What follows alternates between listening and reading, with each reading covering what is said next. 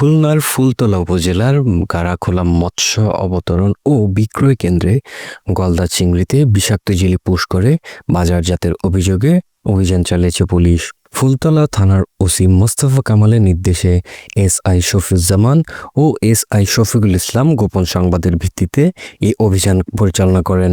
অভিযানে jelly push করা অবস্থায় ৩৮.৫ কেজি গলদা চিংড়ি জব্দ করা হয়। এই সময় ৩ ব্যবসায়ী ইয়াসিন, লিটন আকুঞ্জ ও সিদ্দিক আকুঞ্জকে আটক করা হলেও ইয়াসিন কৌশলে পালিয়ে যায়। পরে মোবাইল কোর্টের নির্দেশে লিটন আকুঞ্জকে ২০,০০০ টাকা জরিমানা করা হয় এবং বয়স বিবেচনায় সিদ্দিক আকুঞ্জকে সতর্ক করে ছেড়ে দেওয়া হয়। ভ্রাম্যমাণ আদালত পরিচালনা করেন এক্সিকিউটিভ ম্যাজিস্ট্রেট তৌহিদ রেজা। জব্দকৃত চিংড়ি স্থানীয় জনতার উপস্থিতিতে আগুন লাগিয়ে বিনষ্ট করা হয়।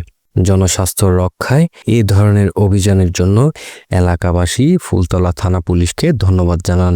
ফাহিম ইসলাম, খুলনা। তোরা একজন এই বোতলটা হলো ডেলি দেন